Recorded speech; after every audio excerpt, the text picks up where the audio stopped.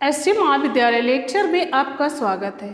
तो आज हम लोग पढ़ते हैं एकांकी लक्ष्मी का स्वागत, जिसके लेखक है उपेंद्र नाथ अस्क। तो सबसे पहले हम लोग देखते हैं कि हमारे एकांकी नाटक या कहानी के कितने तत्व होते हैं।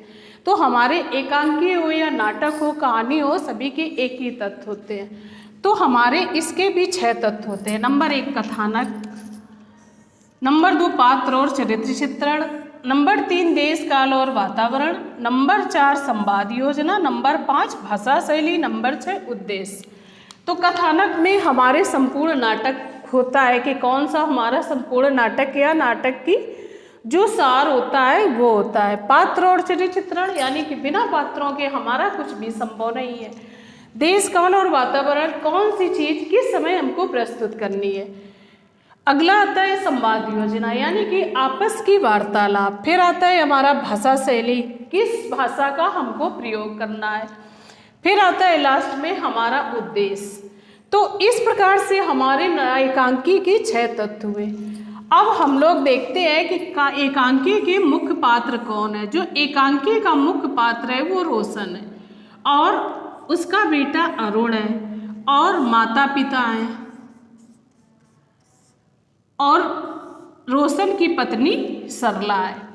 तो इस प्रकार से हमारे मुख्य पात्रों में ये अनेक पात्र हैं। तो आइए हम लोग देखते हैं एकांकी क्या है। जो ये एकांकी है, एक ये मध्यम वर्गीय परिवार की एकांकी है। इसकी कहा तो इसमें एक मुख्य पात्र जो रोशन है, रोशन की शादी हो जाती है और उसका एक बेटा भी होता है अरुण। और शादी के कुछ ही दिनों बाद यानी कि 2 साल बाद रोशन की पत्नी सरला का देहांत हो जाता है और तब रोशन का बेटा जो अरुण है वो 18 महीने का होता है। और अरुण भी एक बहुत गहरी बीमारी से बहुत ज़्यादा परेशान है, यानी कि जिंदगी और मौत के बीच वो जूझ रहा है। तो धीरे उसका इलाज कोई डॉक्टर नहीं कर पाता और सारे डॉक्टर उसको मना कर देते हैं कि इस बीमारी का कोई इलाज नहीं है। इधर रोशन की पत्नी की मृत्यु के बाद रोशन के माता पिता चाहते हैं कि उसकी दूसरी शादी हो जाए। तो शादी के लिए उसके बहुत रिश्ते आते हैं, लेकिन रोशन करने को तैयार नहीं होता है। कुछ दिनों तक उसको समझाते रहे। फिर इसके बाद एक बहुत बड़े व्यवसायी रोशन के लिए आए तो उसकी माँ हाँ कर देती है और उसकी माँ कहती है कि आई हुई लक्ष्मी का स्वागत हमको करना चाहिए। आई हुई लक्ष्मी का स्वागत हमको करना चाहिए,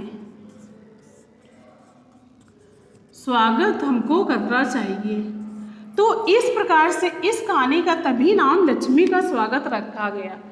तो वो उसकी माँ शादी के लिए हाँ कर देती है और इधर पिता भी तैयार हो जाते हैं, लेकिन तैयार रोशन नहीं होता है। तो रोशन कहता है कि आप लोगों को शादी की चिंता लगी और हमारे बेटे की कोई चिंता नहीं है। तो उसकी माँ कहती है कि तेरे पिताजी ने भी तो पत्नी के देहांत होने के 1 महीने बाद भी उन्होंने शादी कर ली थी, तो तुम क्यों नहीं कर सकते हो। लेकिन रोशन उसके लिए तैयार नहीं होता है।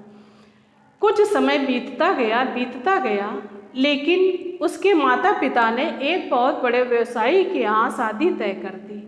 जैसे ही शादी तय होती है वैसे ही रोशन का बेटा अरुण जो लंबी बीमारी से परेशान है वहीं उसकी मृत्यु हो जाती है। जब उसकी मृत्यु हो जाती है तो उससे रोशन और ज़्यादा दुखी होता है। लेकिन माता पिता ने शादी तय ही कर दी थी, लेकिन वो दुखी होता है। दुखी होने के बाद फिर भी उसकी कुछ दिनों बाद शादी हो जाती है और इसीलिए इस एकांकी का नाम लक्ष्मी का स्वागत रखा गया। तो यही हमारी एकांकी की समाप्ति होती है। अब अगली एकांकी हम लोग कल पढ़ेंगे। Thank you.